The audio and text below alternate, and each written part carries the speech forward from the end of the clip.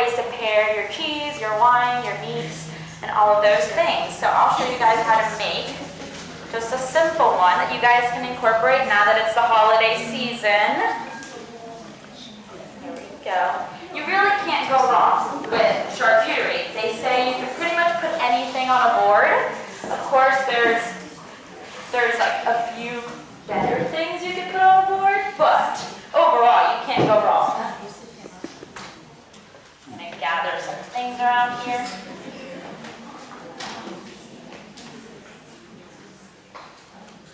Okay, so typically on your board, you're going to want to set up by having, depends on the size of the board and the amount of people that you're inviting over, but you're going to want to have a variety of cheeses, a variety of crackers, of sweets, salties, and all of those good things. So since this is a smaller board, I'm just going to do 3 different types of cheeses. You're going to want to use different types of cheeses, not only in their flavor profile, but also in their texture. So that's pretty much the big key to charcuterie grazing and grazing tables, is to use different textures. So we have a soft cheese.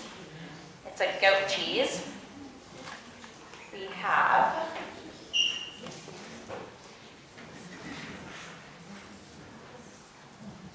we're going to use a very funky, you might be able to smell it soon enough in the back. It is a semi-soft blue cheese. So semi-soft blue cheese, it's pretty much exactly what it's labeled as. It's a semi-soft cheese. You can basically crumble it. It's very potent, very tangy. You might want to pair it with some sweet fig spread or something like that with a soft cracker. And then lastly, on this grazing table, I want to use a little bit of a little firmer of a cheese, which is a Gouda.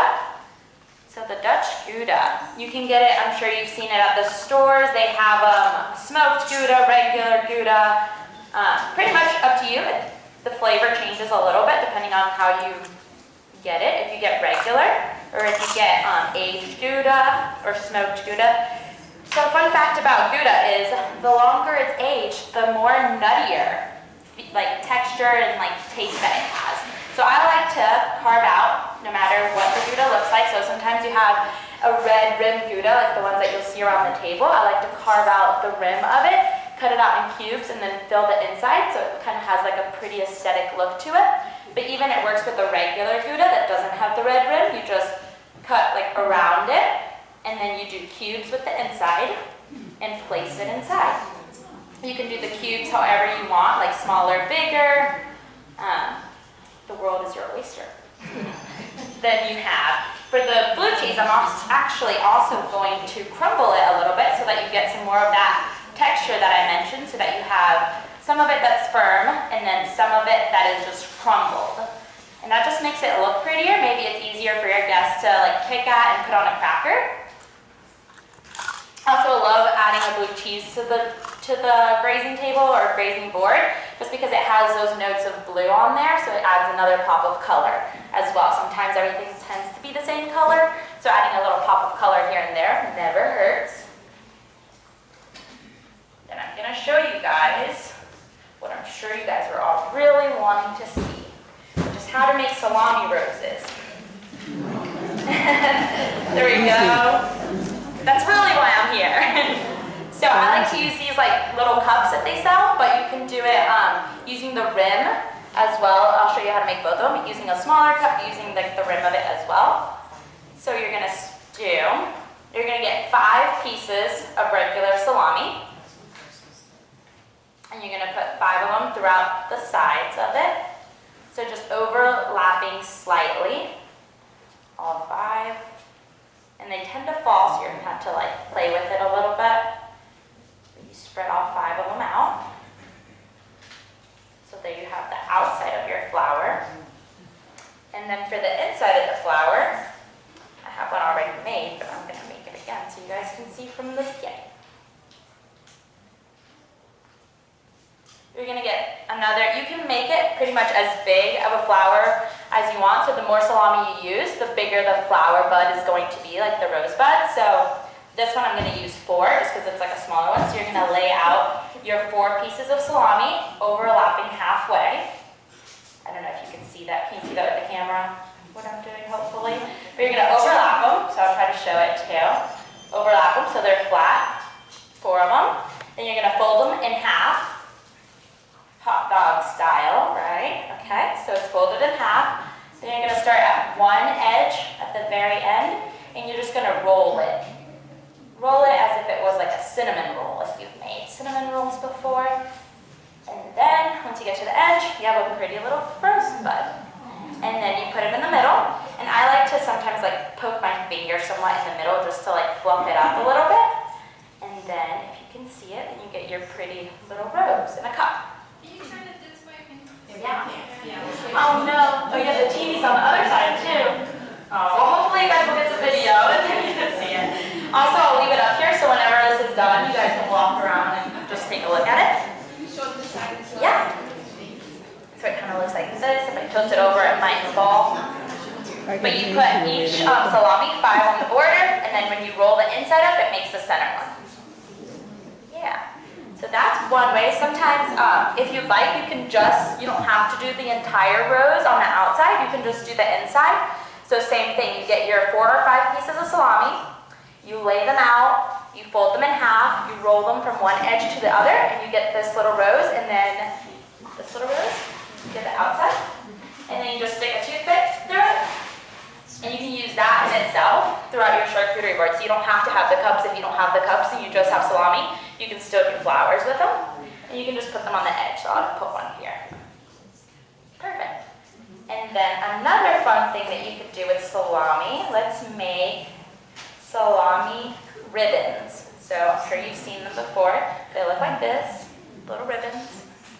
The longer, the more salami you use, the longer you can have like a really long ribbon. I'm sure, like I said, once you guys come to the grazing table, you'll see them and you're like, okay, I know what she means now. So salami ribbons are pretty much, they're quite simple too. I'll show you how to make these. You'll get 2 pieces of salami. 2 pieces, and you're going to overlap them as well. So half moon them, overlap them, 2 pieces of salami, and you overlap them. Perfect. Then you're going to, same thing, you're going to fold them in half, kind of how you did the flowers too. Fold them in half, and then one edge you're going to fold it towards the outside of your chest. So fold it one way, and then the other side you're going to fold it towards you. So you'll take that side and fold it towards you. Take that side, fold it towards you. Same thing, you'll just put a toothpick through it, through the edge, through the bottom, and then you keep putting them. So the longer your toothpick, the more like ribbons you can make, the longer. There you go. And then just to assemble it, I like to do pretty much putting meats and cheeses where they're somewhat touching each other, around each other, because people tend to pair them that way. So most people are going to want a piece of cheese along with your salami, and they're going to grab a cracker. So you want all of those good things kind of around each other. And then you have little fun things to add for color and just for the tangy feels. So we have here just some olives. So have some olives in a cup. You can use all sorts of things now. You can do, I'm going to move actually, this cheese. So the fun thing about charcuteries too is that sometimes you have to move things around. You're like, okay, I want this here, and then you realize, okay, no, I think I'm going to switch this over so I can put different crackers here, and I'll put this somewhere else. So I'm going to put these olives right here. I'm going to do, let's do a lot of these cheeses too. So kind of like I put on your paper, some of these cheeses, if they tend to be like a softer, sweeter cheese, you can pair it with like a more salty prosciutto kind of dry meat or a salami as well. Whenever the cheese is a little bit more bitter, maybe like a blue cheese, you might want to cut it with some fig spread, or that's a great time to incorporate any kind of fruit with it. So you're gonna want to add some like grapes, which are really good. So we'll add the grapes right here.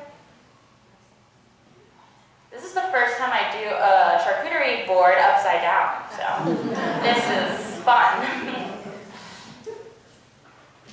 And then you get some, if you want to add some color, you can add some purple, some green grapes, you can add some fruit. Of course, this is a really small graze, but you can add fruits, you can add strawberries, exotic fruits. I have a grapefruit sometimes, some kiwis, all the fun things. Add some more grapes on there. Okay. Then another thing, like I said, that you can add, sometimes when you have cheeses that are a little bit more smooth and not as potent, I guess, as blue cheese, like a manchego, that pretty much pairs well with anything, but if you add some red pepper fruit spread, sometimes that little kick with the smooth cheese goes really, really well. Then you have some cheeses, like, I'm not sure if you guys have heard of the wine cheese. It's the one that has the purple rim. It's the belly bonata, I think is what it's called. And that one pairs really well with a Cabernet. Like, if you like to drink wine, that one's a really good one to pair with some wine. And then you just add the fruit spread next to your cheese. And your crackers.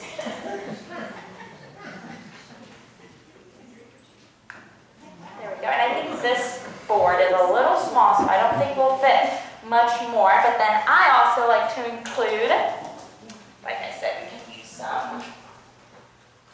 you can include some crackers, and then I like to add some sweets into my grazing table. So I don't have much room on here, but you can always add some chocolate-covered nuts, some caramels, anything that's kind of sweet, maybe like a cookie, some fudge, little things. Plus, sometimes you just have way too much cheese and crackers, and you just want something sweet. When it comes to crackers, you're going to want to get a variety of crackers. Like I said, I don't have much space on here, but variety of crackers, whether they're long, they're short, they have, so for example, these crackers have, they say sweet crackers, and they have raisins and rosemary, so they just add a different texture. You can get regular crackers, some bread, some soft bread is always really good with the brie. So then I'll add my crackers on here. And depending on the shape and size of the crackers, you can put them laying down flat in a way, or if they're a little bit firmer and taller, you can line them up. So it just, like I said, charcuterie is all about dimension, textures, and just kind of doing whatever your heart desires. You can't really go wrong, like I said. And then, pretty much I don't have any more room to add anything else, but you can pretty much add some sweets, you can add some crackers. I like to incorporate some florals and always my grazing tables or boards, and then, just to make it pop and it look a little better. And then lastly, the garnish. It's kind of like a good cocktail. At the very end, you just have to add a little bit of a garnish.